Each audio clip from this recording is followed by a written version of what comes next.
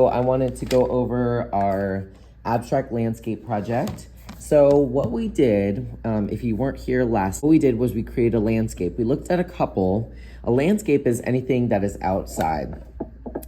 Whenever you start a landscape, the first thing that you probably want to think about is the horizon. The horizon is just one simple line that separates the sky from the land. And just like a horizontal line, it goes from one side to the other. A horizon line could be flat, it could have hills, it could have mountains as well. It's totally up to you. And so you could do your sun or moon as a circle in the sky. And we took a pencil and we drew lines out. These are called radial lines. Say radial. Not radio, it's radial with an L. And all that means is that your lines go out and across the paper. If for some reason it hits the mountain, do you just stop there and cry? No, you go behind the mountain, see? And now you're having the depth, the space. It's looking a little bit more second grade, if I say so myself. Lit up the ground too, because ground is not flat. Is there a river? Is there a road? Once you split it up into smaller sections. And then I wanted you guys to add some pattern. Pattern could be as simple as a zigzag line. I wanted you guys to put pattern in each of the radial sections of the sun or moon. Maybe it's a castle line. Pattern does not have to be just line. It could be shape too. Maybe inside of your line is some squares or whatever. I'm looking to see that you added a variety of different patterns all over and filled up those spaces. Remember, this is abstract. It does not have to look real whatsoever. Then we took a Sharpie and we went over the details. All right, so I've been sharpieing it up, but I want you guys to consider line quality. Line quality is when you have different sizes of line. So I have this really thick Sharpie up here, and feel free, you could do the whole thing like that, but maybe I don't want, these little details down here to have that thickness. Changing it up makes it a little bit more interesting. And, let's say I want to do a design within a design. It's much easier to take this fine little Sharpie and add some dots to be funky when it's a little bit smaller. So I'm going to do the bottom half in a different line quality. Okay, ooh-wee. My hand is a little bit tired, but I am loving the way my art is turning out.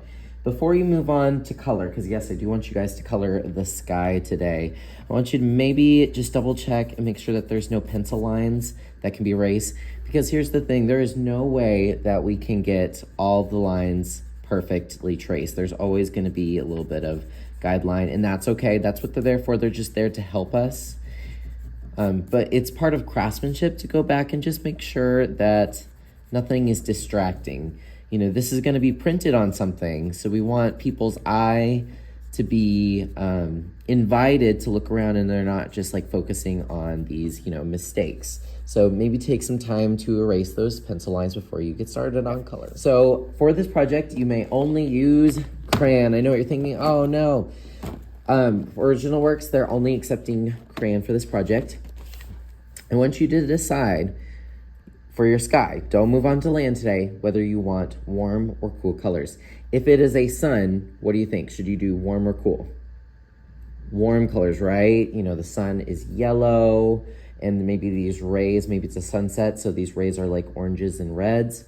If you're going to do a cool sky like me, I'm going to be looking more at blues, purples, and greens. And you're probably thinking, Mr. Bofield, why is the sky green? Well, you know what? It's cool colors and it's abstract, so who cares?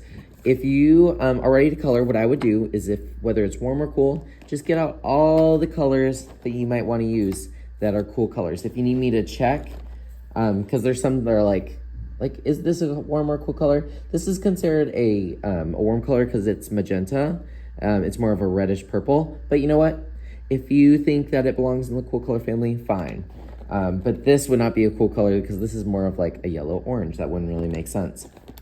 So once you have found some colors that you want to try, I want you guys to maybe add a pattern of color. So maybe up here in the sky, Maybe these little hoops are purple. And I want you to press hard and waxy. Hard and what? Waxy. Crayon is really interesting because how many colors do I have in my hand? You might have said one, but actually there's two, because if you go softly, you get a soft purple, but if you press hard and waxy, you get that really deep, beautiful purple. You're actually meant to press a little bit harder on crayons to really build up that color, so go hard and waxy. Take your time. I invite you to make it interesting. Remember, this is abstract, so it's okay if these colors didn't really exist there, like you wouldn't really see a green sky.